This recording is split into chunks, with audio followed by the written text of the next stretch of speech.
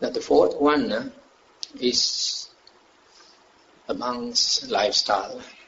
The Buddha, before he was enlightened, he used to go to the forest and practice meditation and strive in the spiritual path, get out of samsara.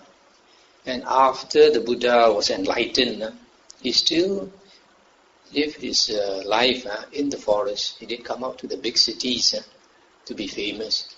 He lived in the forest, although he did go here and there to preach the Dhamma. And in one of the suttas, the Buddha said, there are two reasons why he continues to live in the forest. One is he has a happy abiding, nobody to disturb his peace. He can do what he likes, meditate when he wants to meditate. You see, even when he wants to answer a call of nature, also nobody to stop him. He can do it easily. So the first one is a happy abiding. Second one, the Buddha says, out of compassion for future generations. This a lot of people don't understand. Why? Out of compassion for future generations, the Buddha lived in the forest.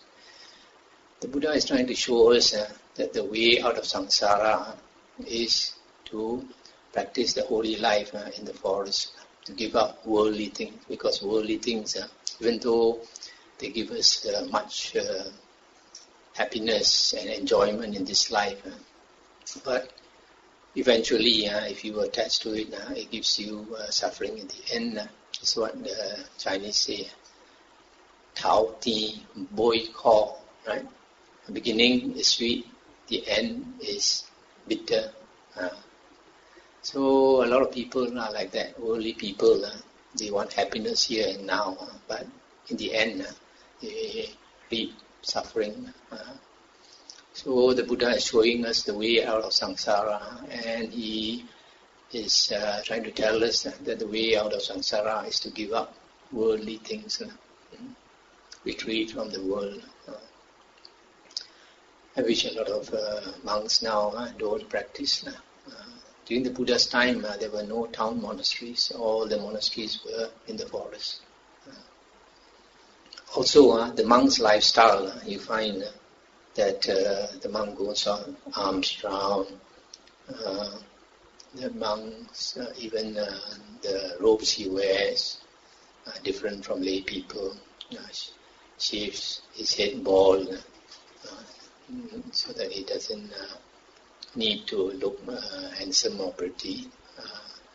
It's a very simple lifestyle. And giving up worldly pleasures, etc. This is showing the way to actually out of suffering and to attain happiness. The monk's lifestyle is Tao Ko Boi Ti.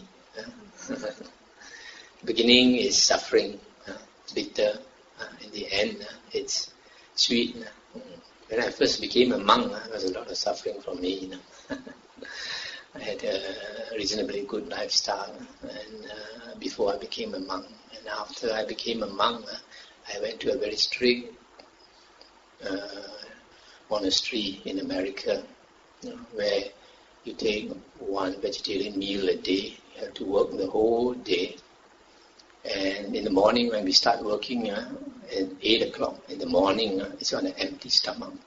No coffee to drink, no tea to drink, nothing, no bread to eat. Just water to drink, and then we had to start working. And the work was pretty heavy, and sometimes I had to carry Buddha images from Taiwan. I had to plant apple trees, plant the big bamboo. And my weight went down from 120 to 96.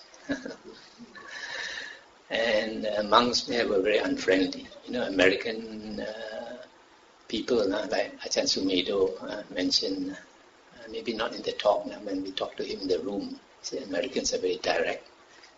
Tell you in the face, you do something wrong. And I got scolding every day. And I told him, one of the monks even scolded me 4-letter word. American monk. So blunt. So it was a lot of mental torture for me. So much so that I broke down and cried one day. The first 1 year was a lot of suffering. I eventually got used to it.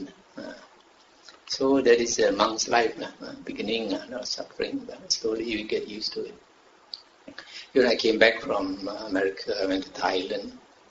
Then we go on alms round, beg for our food, and the food is not very good. And at one time I was staying with a group of Teochew monks. Teochew monks like to drink very thick Chinese tea. Every day at 4 p.m. They will make that tea with a small kettle, they stuff it full of tea leaves.